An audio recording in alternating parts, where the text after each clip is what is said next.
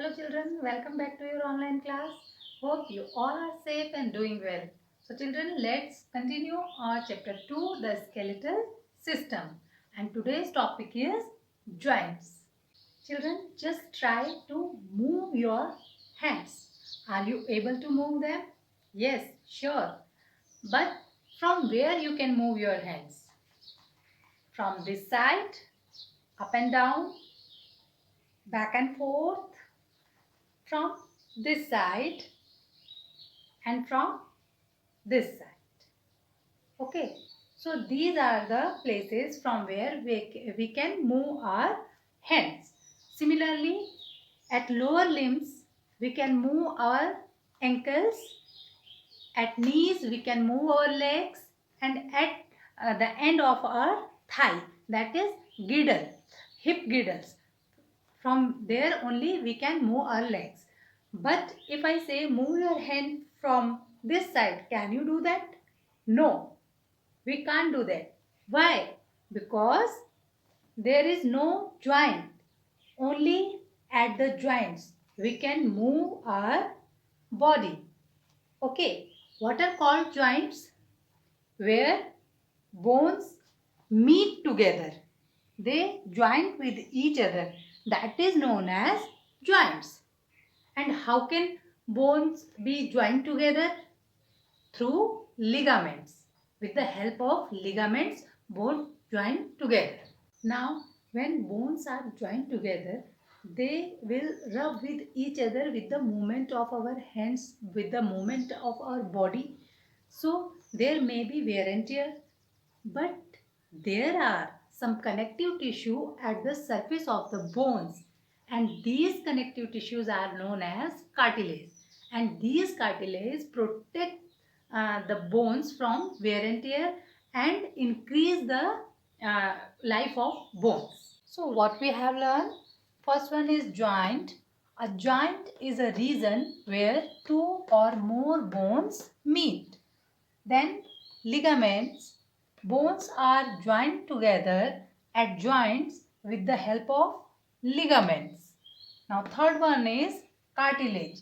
The connective tissues present on the surface of the bones at joints are called cartilage. And what cartilage do? Cartilage protects the bones from wear and tear and increases the life of bones. Now children, there are different joints in our body and they are classified into two categories. First one is movable joints and second one is immovable joints. Now what are the differences between movable and immovable joints? First point, that as its name sounds, movable. So movable joints in which movement can be occurred. Movement occurs. Okay. While in immovable joints, no movement can occur. Okay, this is the first difference between movable and immovable joints. Now, second point is, in movable joints, there is synovial cavity. Now, what is synovial cavity? The synovial cavity is found in between two bones which are at a movable joint. Okay, in between those two or more bones, synovial cavity is found. Synovial cavity has a synovial fluid which produce lubrication and nutrition to the bones so that bones can move freely without the pain. So that is known as synovial cavity. Okay, while in the immovable joints, this synovial cavity is absent because movement is not there, so no need of synovial cavity or synovial fluid. Now third one is movable joints includes all the joints of our body except skull part. This part of our body cannot move. This part. Okay, so there are joints, two bones are joined together, but this is immovable joint. Otherwise, all other joints are movable, like this, like this. Okay, this one, these all are movable joints, but this skull part is immovable joint. So let's revise once what we have learned. So there are two type of joints, movable joints and immovable joints. And what are the differences between them? So first one is, in movable joints movement can occur, while in immovable joints no movement can occur. Second thing is, a synovial cavity is present in movable joints, while a synovial cavity is absent in immovable joints. Now third point is, it includes all joints except the bones of skull. Okay, while immovable joints, it includes the bones of skull. So these are the differences between movable joints and immovable joints. Now children, there are four types of movable joints. They are: number 1, ball and socket joint; number 2, hinge joint; number 3, pivot joint; and 4th, gliding joints. So what type of joints are they? They are movable joints. And first one, ball and socket joint. In ball and socket joint, there is a bone with the ball shaped end, and the other bone has a cup shaped socket. Okay, something like this. One bone is like this and other bone is like this. So the ball shaped bone fitted into the cup shaped socket, and this joint allows maximum movement. This joint is found in our shoulder joints and our hip joints. Okay, so if you see this, this is our forelimbs, our hands, and this upper bone, I have told you its name is humerus. Okay, this humerus, its one end is like a ball which fitted into shoulder bones, which is in the shape of cup shaped socket. It is also shown in your book. See, this is our forelimb, and this upper arm bone, which is humerus, is ball shaped at one end. This is ball shaped, and which is get fitted into shoulder bone, which has a shape of socket. So it gets fitted into this socket, and it allows maximum movement, so that we can move our arm in any direction.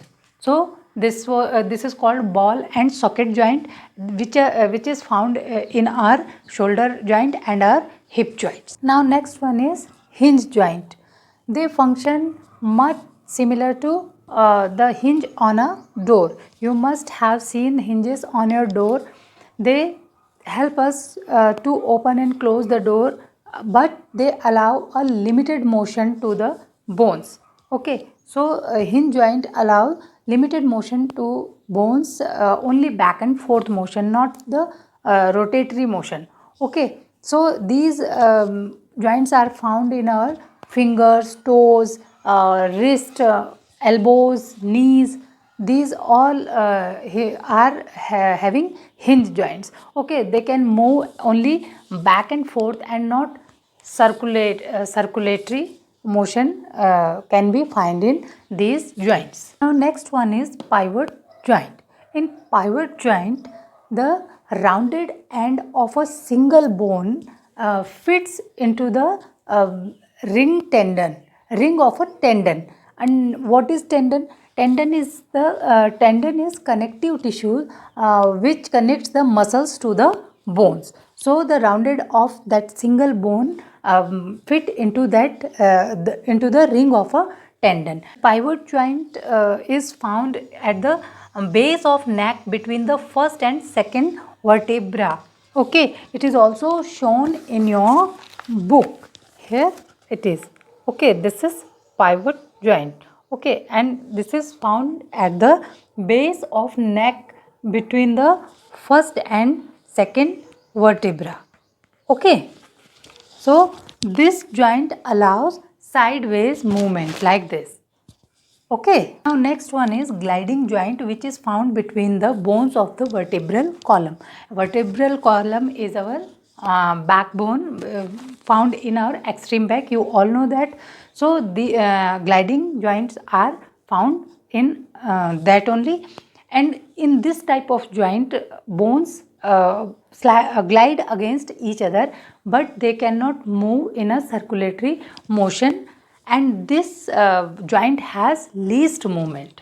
Okay, so this is known as gliding joints. So these were the 4 types of movable joints. Now our next topic is muscles. Children, bones cannot move by their own, but the muscles are attached to the bones and they help them to move. Okay, muscles are the soft tissues present in our body, and with the help of muscles we can breathe in and out, we can smile, we can swallow the food and much more. Okay, there are over 600 muscles present in our body. We blink our eyes, open and shut due to muscles only. Muscles are categorized into 2 category, voluntary muscles and involuntary muscles, and involuntary muscles are further categorized into 2 category, that are smooth muscles and cardiac muscles. What we have learned, the soft tissues present in our body are called muscles, and muscles are of 2 types, voluntary muscles and involuntary muscles. Voluntary muscles present in arms, legs, hands and feet. These are known as voluntary muscles. And involuntary muscles are again categorized in 2 category, smooth muscles and cardiac muscles. Smooth muscles are present in internal organs and cardiac muscles present in heart. Now children, the muscles which can move or stop moving by our wish, means we can control them, those muscles are known as voluntary muscles. For example, I can move my hand up or down as per my wish. Okay, so there are many body parts which we can move as per our wish. Okay, so we can control those muscles. So these muscles are known as voluntary muscles. These are long and cylindrical, and these are also called as stripped muscle. Clear? Now second one is involuntary muscles. So involuntary muscles are those which we cannot control. They work by their own. Okay, they are also categorized into 2 categories, involuntary muscles. Just I have told you, smooth muscles and cardiac muscles. Smooth muscles are those which are present in our internal organs. For example, our intestine muscles. We cannot control them. They work by their own. What is their function? They can do that on their own. We cannot control their function. Okay, so the muscles which are present in our internal organ, they are known as smooth muscles and they are involuntary muscles. Now cardiac muscles, they are also involuntary muscles and they are present in the inside walls of heart. So let us revise what we have learned. Voluntary muscles. Muscles which are under our control, they are known as voluntary muscles. For example, muscles of our arm, legs, hands, etc. Now second one is involuntary muscles. Muscles whose movement cannot be controlled by us and they work on their own are called involuntary muscles. These are of 2 types. Number 1, smooth muscles. Those muscles which are found in our internal organs. For example, muscles of stomach and intestine. Now second type of involuntary muscles are cardiac muscles. What are cardiac muscles? Which are present inside the walls of heart. Those are known as cardiac muscles. Now children, we all know how important muscles and bones are for us. So we must take care of our bones and our muscles. So how we can take care of them? First of all, we must take healthy diets. For example, drinking milk, because milk is a rich source of calcium and our bones are made up of calcium and phosphorus. Similarly, regular exercise also strengthens our bones and muscles. The point is a good posture. Okay, you must sit in a good posture to keep your body in a shape. Okay, or whenever you sit, your back should be straight. Whenever you are reading, don't bend your neck too much to read the book. Okay, because of that your bones will become weak. What we have learned, care of bones and muscles. Number 1, calcium rich diets like milk, banana should be taken. Second, regular exercise strengthens the muscles and bones. And third, good posture also helps hip joints and back muscles to keep the body in shape. So children, this much for today. We will continue our chapter in our next video, and till our next video, be safe, stay at home and take care.